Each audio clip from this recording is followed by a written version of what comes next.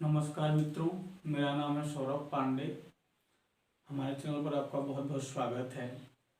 हम अगले चैप्टर में बात कर रहे थे महर्षि सूत्र की, जो हमने स्वर और व्यंजन हमने आपको बताया था, जिसमें से आपको हमने बताया था स्वर यानी अच, हल यानी कि व्यंजन, और व्यंजन में आपको अंतःस्थवर्ण, ऊष्मवर्ण, स्पर्श व्यंजन ये बताया गया था।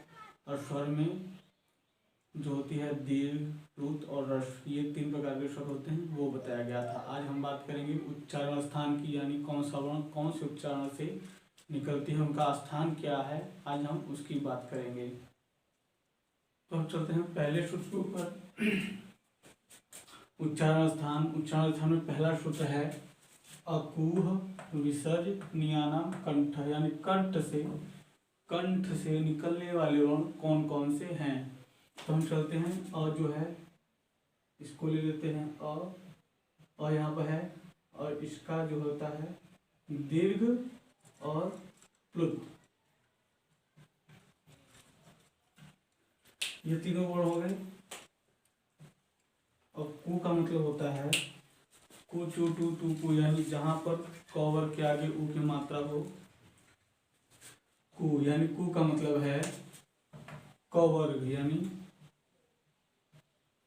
क ख ग घ अंग। कु का मतलब है क ख ग घ अंग। उसके बाद है ह, उसके बाद क्या है विसर्ज, यानी विसर्ग, ये विसर्ग, यानी कि अकूह विसर्ज नियानम कंठ से निकलने वाले, यानी कंठ से निकलने वाले वर्ण कौन कौन से हैं।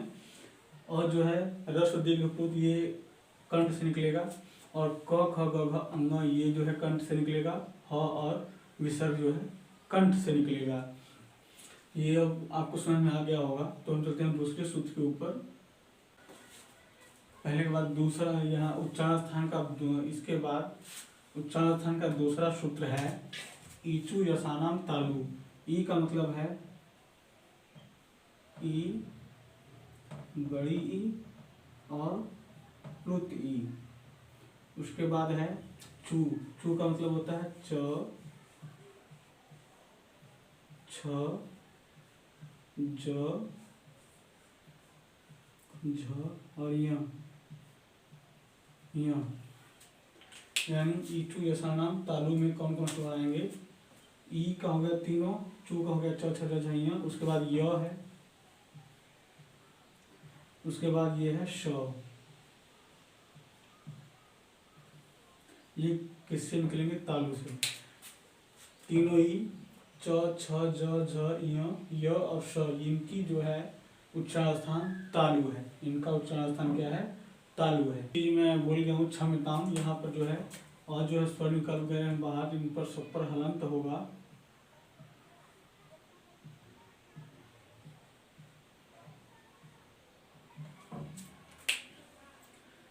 तो ये जो इतने वर्ण हैं, ई, ये जो ट्रिपल ई है, ई, दीर्घ ई और प्लुत ई, उसके बाद च, छ, ज, झ, य, फिर य और स, इनकी जो इनका जो उच्चारण स्थान होता है तालु होता है। और हम चलेंगे तीसरे सूत्र पर। तो इनके बाद ये देखिए मूर्धा से निकलने वाले वर्ण होंगे, यानी तीसरा सूत्र है रीटू रसाणा मूर्धा। मूर्धा से कौन कौन से वर्ण निकलेंगे, री हो गया, बड़ी री हो गई, उसके बाद ये, उसके बाद टू का मतलब होता है ट, ठ, ड, ढ और ड़।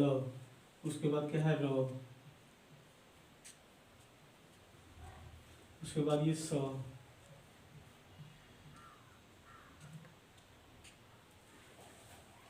यानी रीटू रसाणा मूर्धा। मूर्धा से निकलने वाले वर्ण कौन से होंगे, री का हो गया री, तीनों री, टू का मतलब हो गया ट, ठ, ड, ढ, अड़, फिर उसके बाद र है, उसके बाद स है ये। उसके बाद हम चलते हैं चौथे सूत्र पर। इसके मूर्धा के बाद है चौथा है ऋतु लसानाम दंता। अब इसमें देखिए ऋतु लसानाम दंता में यानी दंत से निकलने वाले वर्ण कौन कौन से होंगे? री, उसके बाद है तू का हो गया, तो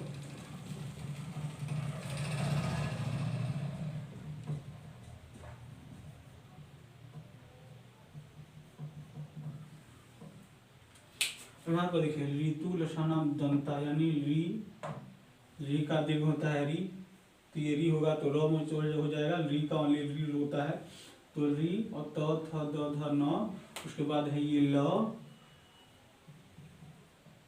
उसके बाद है श। इनका उच्चारण स्थान री त थ द ध न और ल और स, इनका जो उच्चारण स्थान दंत होता है। इसमें देखिए अ आ गया, अ आ गया और ई भी आ गया, री आ गया और री भी आ गया, ठीक।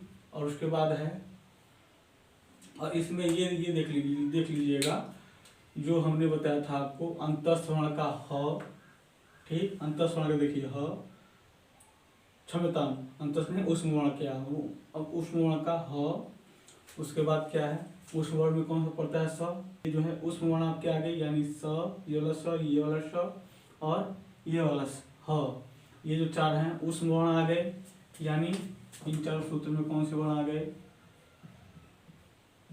उष्म आ गए,